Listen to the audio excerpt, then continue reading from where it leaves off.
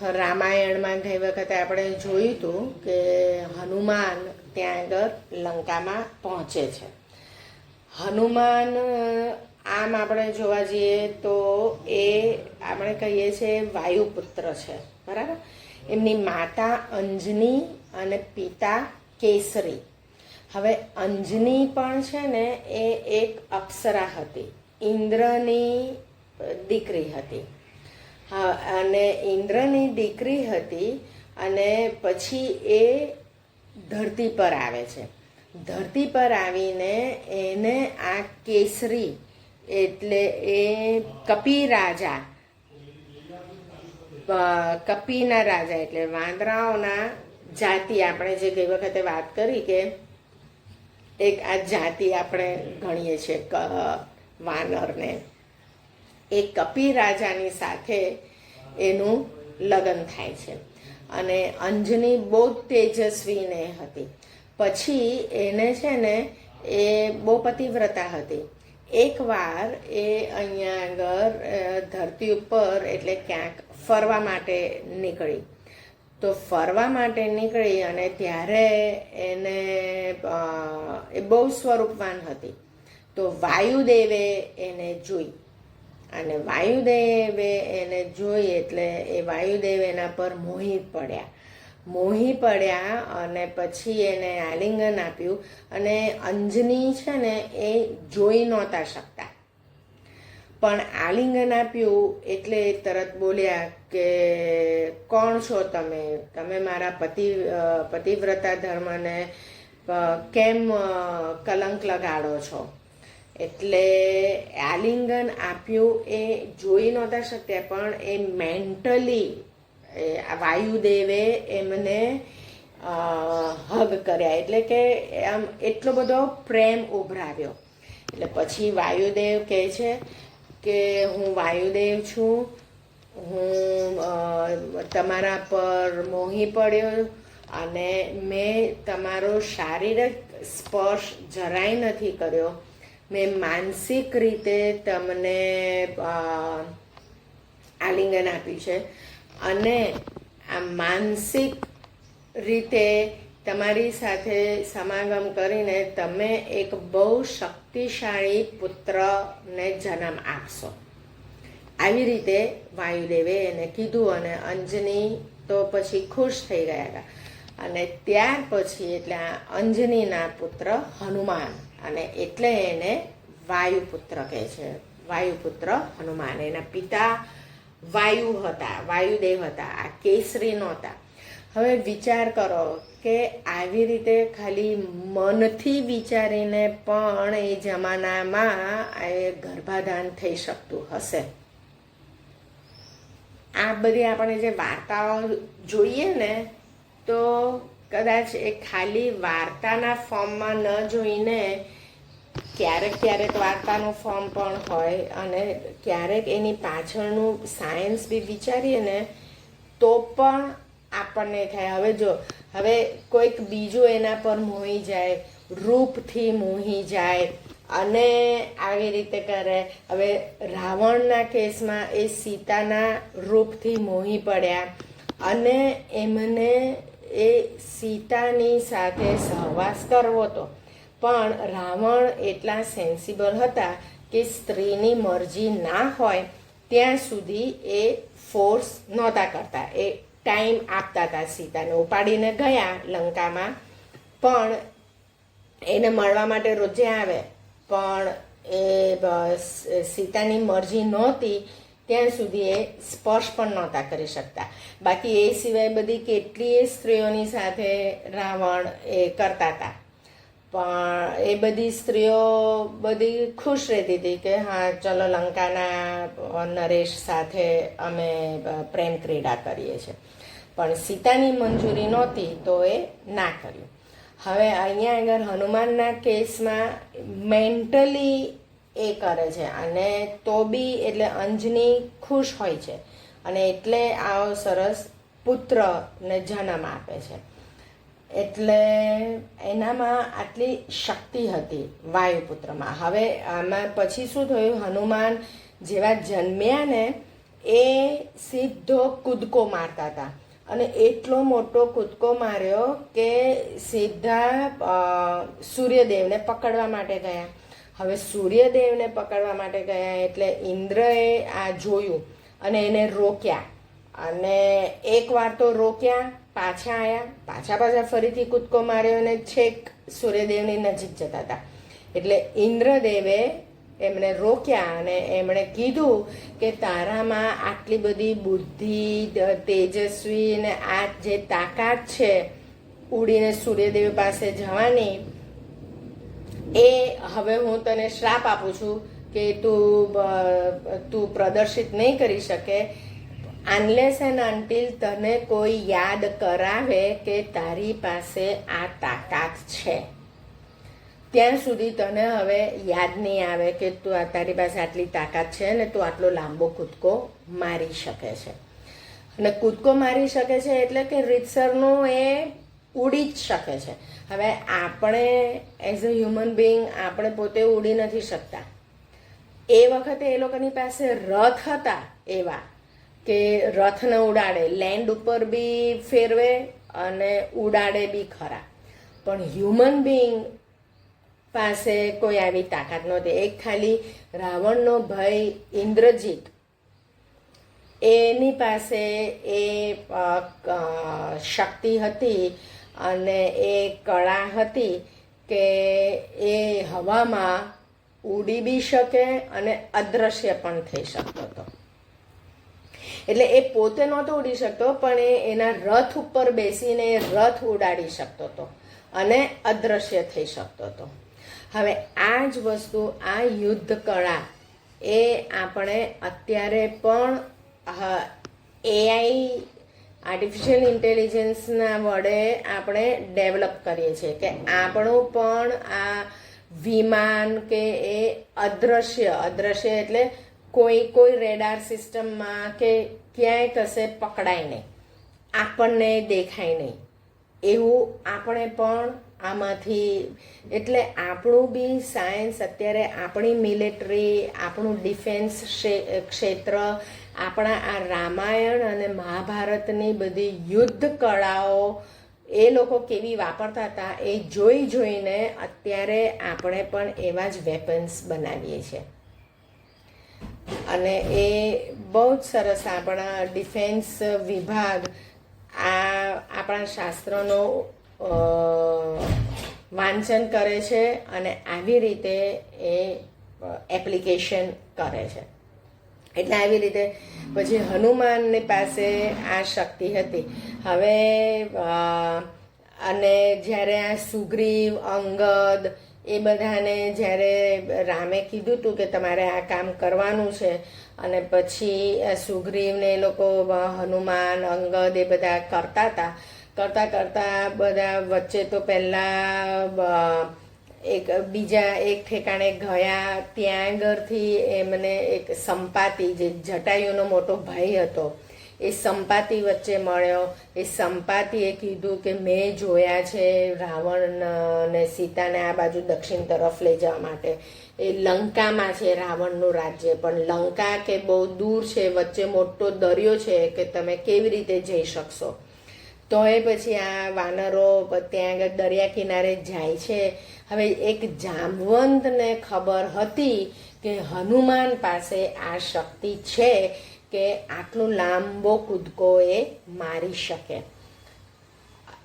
અને જામવંતે જ્યારે યાદ કરાયું હનુમાનને કે આપણે આ બીજા બધા વાનરોને પૂછીએ છીએ કે તું કેટલું યોજન કૂદી શકે, કે તું કેટલું યોજન કૂદી શકે, કે તું પોતે જ 1000 યોજન જેટલું કૂદી શકે એટલી તાકાત તારામાં છે. જ્યારે જામવંતે હનુમાનને કીધું આ, તો એને એની તાકાત બધી યાદ આવી ગઈ અને એણે કીધું કે હા ચલો આ રામનું કાર્ય હું કરીશ. અને એમ કરીને એનું શરીર મોટું કર્યું. હવે આ હનુમાન પાસે આવી આ શક્તિ હતી કે એનું શરીર વધારી શકે અને ઘટાડી શકે. હવે આ વધારી શકે, ઘટાડી શકે એવું આપણા શાસ્ત્રોમાં લખ્યું છે. એટલે ધેટ મીન્સ કે આપણી નજરોથી આપણે જોઈએ અને એ વધી જાય, અને આપણી નજરોથી આપણને એ મિનિએચર દેખાય. હવે એકચ્યુઅલ એમનું ફિઝિકલ શરીર થતું હશે કે કેમ એ આપણને ખબર નથી, પણ આ બધી વસ્તુ હવે આ આર્ટિફિશિયલ ઇન્ટેલિજન્સથી લોકો બધું કરવા માંડે છે. એટલે મે બી એવું પણ હોય કે એ વખતે આવું આ જ્ઞાન હોય અને એનાથી આ લોકો શાસ્ત્રોની અંદર પછી એવું લખ્યું કે મોટું શરીર કરી કાઢે અને એકદમ નાનું શરીર કરી કાઢે. એટલે આપણા બાળકને આ વાર્તા કહેતા કહેતા શું કહેવાનું કે જો એ વખતના ત્રેતા યુગમાં પણ આવી બધી ટેકનોલોજી હતી, એટલે એવું નથી કે આપણા શાસ્ત્રો ખાલી એક એપિક છે અને એક વાર્તા છે. આ આખો ઇતિહાસ છે કે ત્રેતા યુગમાં પણ આવી ટેકનોલોજી હતી, અને હવે અત્યારે કળયુગમાં આપણે એ બધું શોધીને મહેનત કરીને એ તરફ જવાનો ટ્રાય કરીએ છીએ.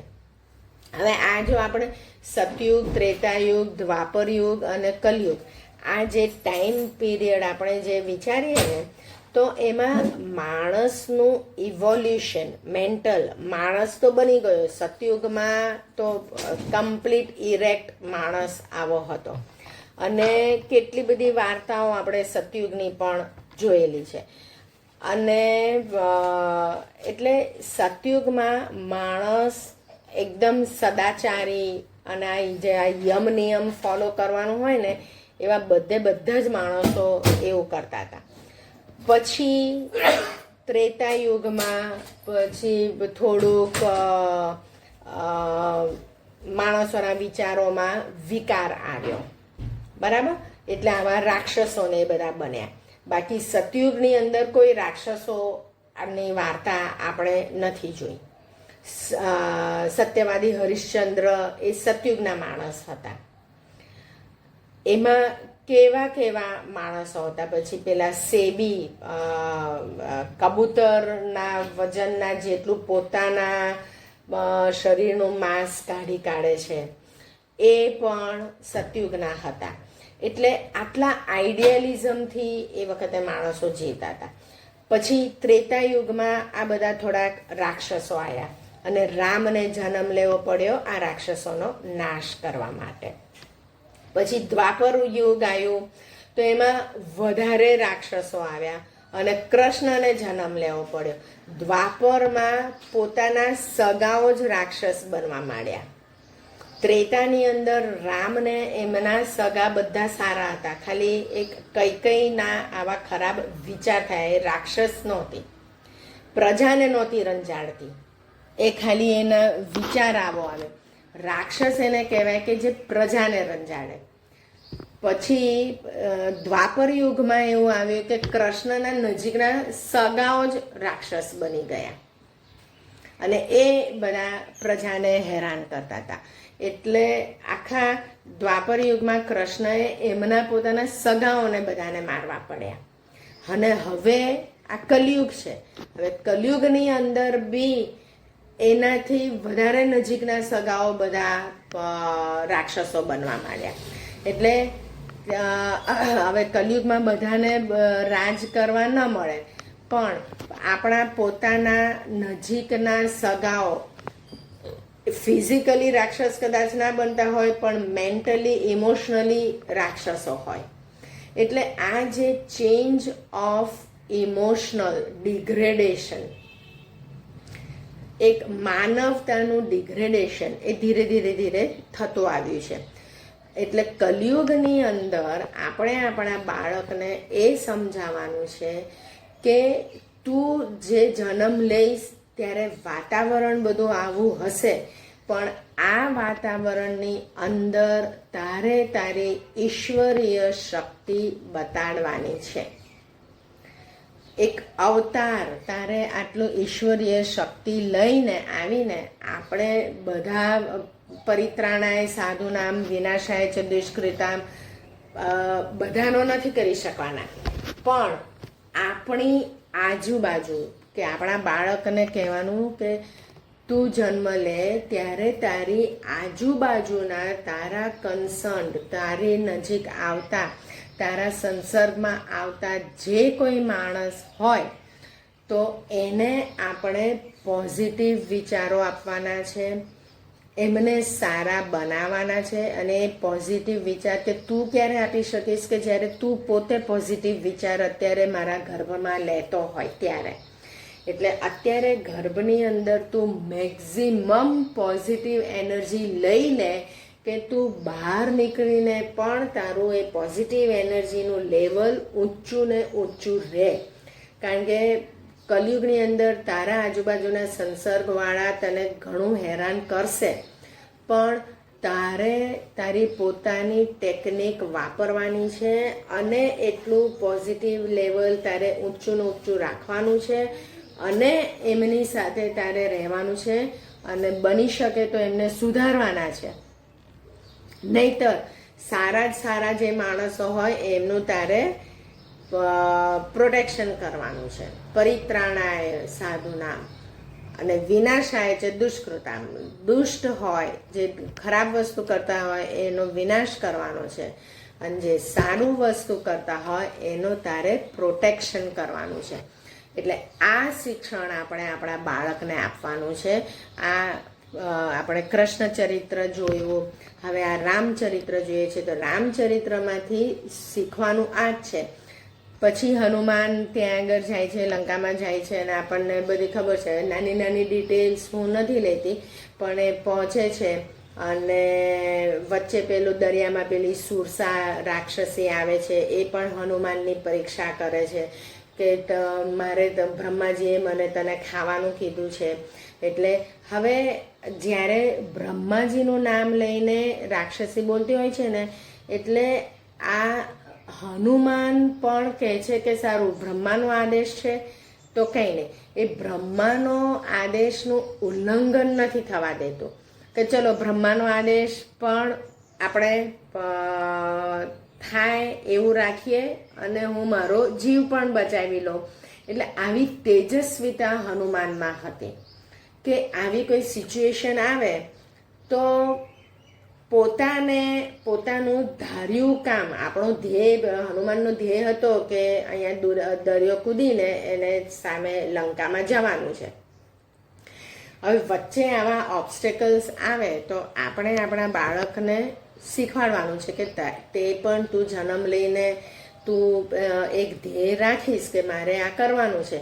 એ ધ્યેયની અંદર વચ્ચે બધા ઓબ્સ્ટેકલ્સ આવશે જ, પણ એ ઓબ્સ્ટેકલ્સને કેવી રીતે ઇન્ટેલિજન્ટલી એને દુઃખ પહોંચાડ્યા વિના કે આવું આજ્ઞાઓનું ઉલ્લંઘન કર્યા વિના કે તારે તારો રસ્તો કાઢવાનો છે, આ વસ્તુ આપણે શીખવાડવાની છે.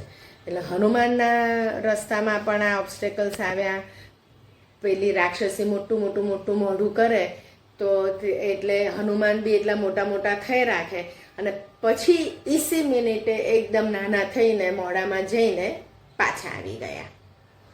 એટલે બ્રહ્માનો આદેશ પણ ઉલ્લંઘન ના થયું કે મારે તને ખાવાનો છે, ખાવા માટે મોઢામાં ગયા અને એમણે એમની પોતાની સેફટી માટે પાછા બી આવી ગયા કે કારણ કે એમને કામ હજી આગળ કરવાનું બાકી છે. એટલે આમાંથી આપણા બાળકને આપણે આવું શીખવાડવાનું છે કે તારે બી તારી ઇન્ટેલિજન્ટલી તારે એમાંથી રસ્તો કાઢી લેવાનો. ઓબ્સ્ટેકલ્સ આવશે પણ તારે રસ્તો કાઢી લેવાનો.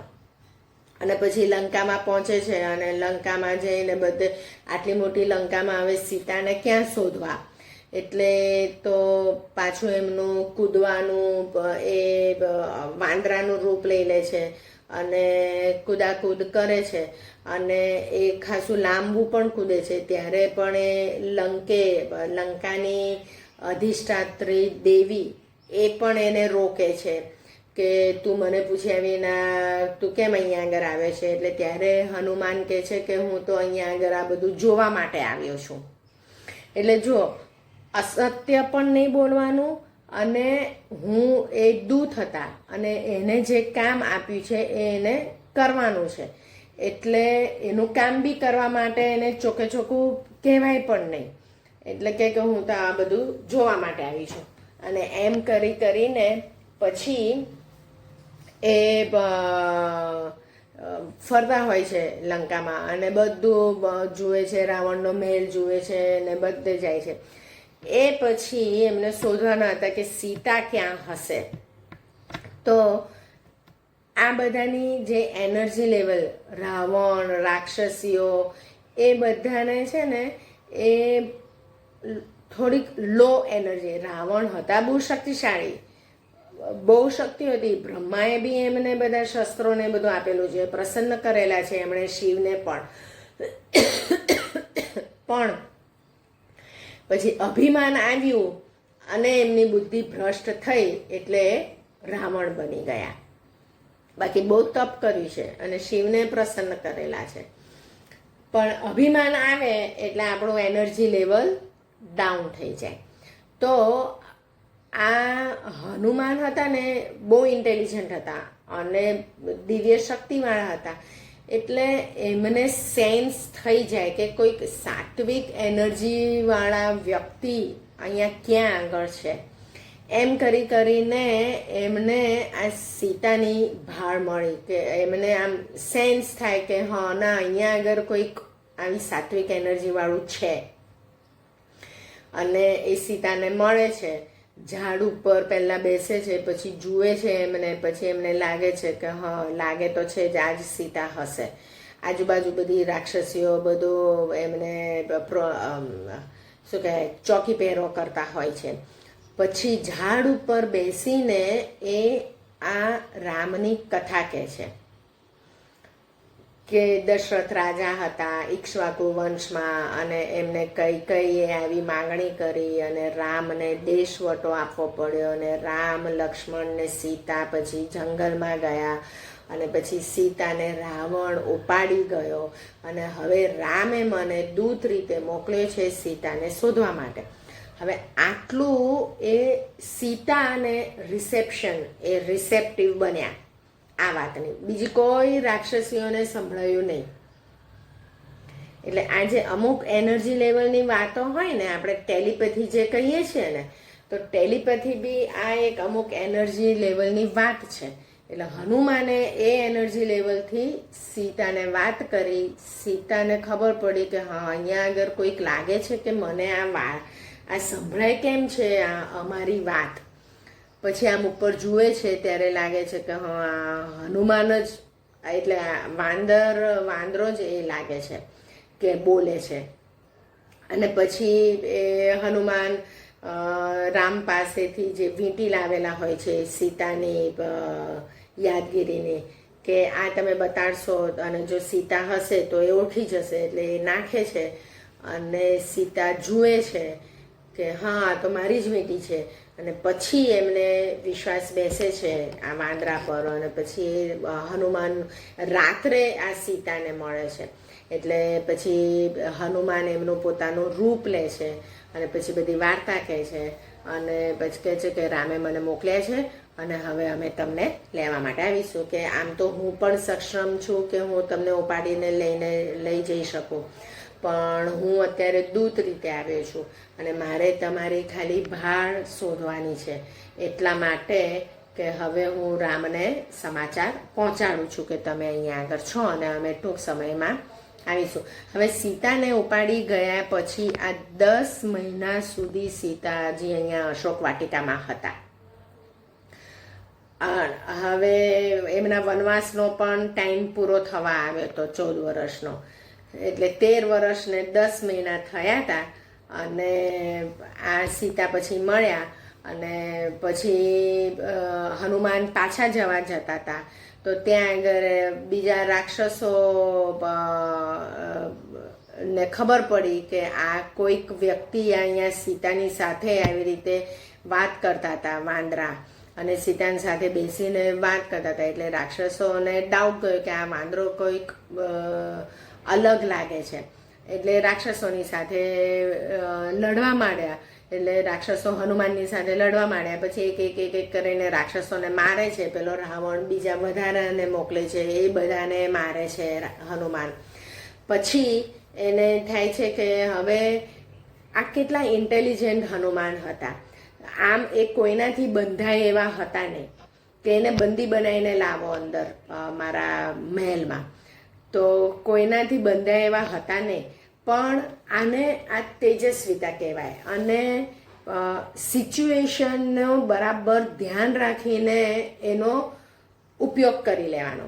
એટલે હનુમાનને થયું કે આ લોકો મને બંદી બનાવવા માંગે છે ને રાજમહેલમાં અંદર લઈ જવાનું કહે છે, તો આ ચાન્સ છે કે મને અંદરનું આખું બધું જોવા મળશે કે એમનો મહેલ કેવો છે ને. એટલે કે પછી અમારે આક્રમણ કરવું હોય, યુદ્ધ કરવું હોય, તો આ બધી વસ્તુ મારે જોઈને રાખવી પડે કે આપણે ક્યાંથી યુદ્ધ કરીએ ને બધું. એટલે પછી એ બંધાઈ જાય છે કે હા સારું ચલો મને બાંધો. અને એ બાંધીને એને એ મહેલમાં અંદર લઈ જાય છે. અને પછી રાવણ સાથે વાત કરે છે. અને ત્યાં આગળ હનુમાન રાવણને કહે છે કે હું શેના માટે આવ્યો છું, કે હું રામનો દૂત છું અને હું સીતાની શોધ કરવા માટે આવ્યો છું. તમે સીતાને છોડી દો અને નહીતર રામ યુદ્ધ કરીને તમારી પાસેથી અને કે તમને નષ્ટ કરીને સીતાને લેશે, કે તમે રામ અને લક્ષ્મણને ઓછા આંકતા નહીં. હનુમાન એમને કહે છે. આગળ બધા રાક્ષસો કોઈને કશું કહેતા નથી, પણ આ રાવણને સીધું કહે છે, કારણ કે આ દૂત બનીને આવ્યા છે કે હવે આ જ મેઇન પર્સન છે, એટલે મારે આને મેસેજ આપવો પડે, ચેતવણી કરવી પડે. એટલે આવું પણ આપણે બાળકને શીખવાડવાનું કે તારો જે ધ્યેય હોય તો એ ધ્યેયને સિદ્ધ કરવા માટે તને વચ્ચે રસ્તામાં બધા કેટલાય લોકો આવશે પૂછવા માટે કે તું શું કરવા માંગે છે, તું શું કરવા માંગે. પણ બધાને બધું જણાવાય નહીં. જે કન્સર્ન્ડ પર્સન હોય એને જ કહેવાનું કે ભાઈ આ મારું આ કામ છે. એટલે આ back of the story, behind the lines, રામાયણમાંથી આપણે આ બધું શીખવાનું છે ને આપણા બાળકને શીખવાડવાનું છે. પછી તો હનુમાનને કહે છે કે ભાઈ આની પૂંછડી બાળો, કારણ કે પૂંછડી સૌથી વધુ એ હનુમાનને મારવાનું કહે છે. પણ વિભીષણ કહે છે કે તમે તો આટલા જ્ઞાની છો કે અત્યાર સુધી ક્યાંય એવું બન્યું નથી કે દૂત બનીને આવેલા હોય ને દૂતને કોઈ મારી કાઢે. દૂતને આપણે મરાય નહીં, બહુ તો એને સજા કરાય પણ મરાય નહીં. એટલે પછી રાવણને થાય છે કે આ સારું ચલો દૂત બનીને આવ્યો છે તો આપણે એને મારવો નથી, પણ એને પૂંછડી બહુ વાલી હોય તો પૂંછડી એને સળગાવો. એટલે હવે પૂંછડી ઉપર બધો કાપડ વીંટાળે છે અને સળગાવે છે. અને હનુમાન બી એની પૂંછડી લાંબી કરતા જાય છે.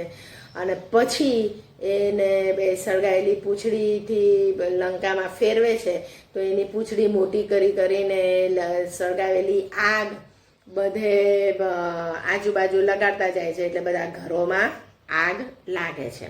હવે આ જ્યારે આગ લાગે છે, સળગાવવા માંડે છે ને, ત્યારે સીતાને ખબર પડે છે કે આ હનુમાનની પૂંછડી સળગાઈ છે.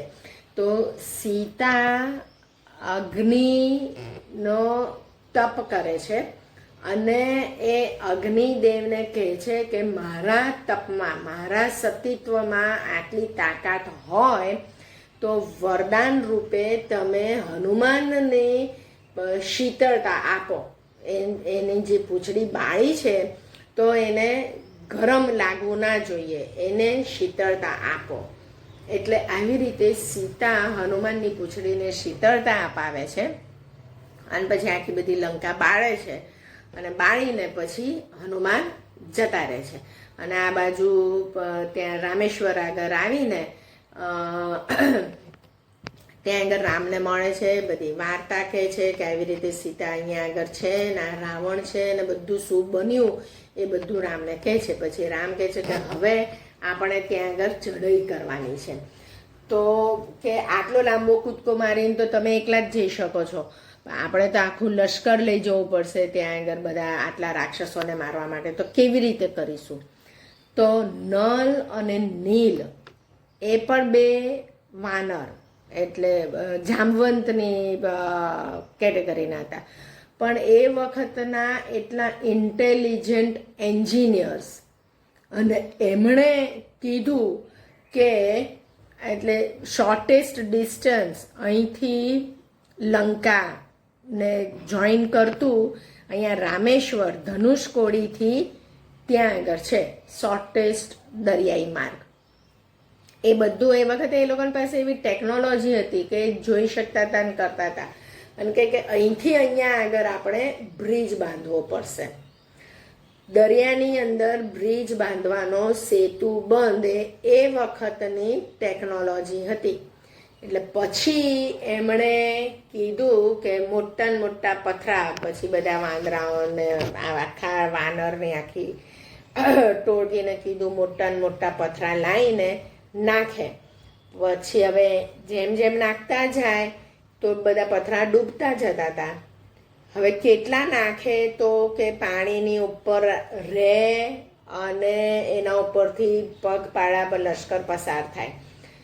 તો પછી એમણે આઈડિયા વાપરી અને એ સ્પિરિચ્યુઅલ એનર્જી, એટલે એક એક પથ્થર દરિયામાં નાખે ને એની પહેલાં એના ઉપર એ લોકો એ સ્પિરિચ્યુઅલ એનર્જી આપે. અને એટલે આપણે લખ્યું છે રામ લખે એના ઉપર, અને એ રામ લખે તો એ પથ્થર તરે. બાકી તો પથ્થર બધા હેવી હોય પાણીથી, એ બધા ડૂબી જ જાય. એમ કરીને એક એક પથ્થર તર્યો ત્યારે આખો બ્રિજ બન્યો. અને ત્યાં સામે કિનારે આખું બધું લશ્કર ગયું. અને એ આ પ્રસ્થાન કરતા પહેલાં બી આખા આ રામ એ વિષ્ણુના અવતાર હતા અને ભગવાન સ્વરૂપે જ આવેલા હતા. પણ તો બી એમણે અવતાર રૂપે બી એમણે ત્યાં આગળ શિવની પૂજા કરી. એક મહાન કાર્ય કરતા પહેલાં એમણે પણ ભગવાનને યાદ કર્યા. એમણે શિવની પૂજા કરી, શિવલિંગ સ્થાપ્યું. એમણે શિવની પૂજા કરી કે તમે અમને આ કાર્યમાં મદદરૂપ થાવ, અને અમે હવે આ કાર્ય કરવા જઈ રહ્યા છીએ તો તમે અમને આશીર્વાદ આપો. એટલે આપણા બાળકને પણ આ જ શીખવાડવાનું કે તું કંઈ પણ મોટું કામ કરવા માટે જાય તો ભગવાનના આશીર્વાદ અને મા બાપના આશીર્વાદ અવશ્ય લેવા. આ એક નાના નાના બધા શીખવાની વસ્તુ છે રામાયણમાંથી. એટલે અવશ્ય લેવા આ વસ્તુ આપણે શીખવાનું છે. હવે નેક્સ્ટ પાર્ટ પછી કરીશું.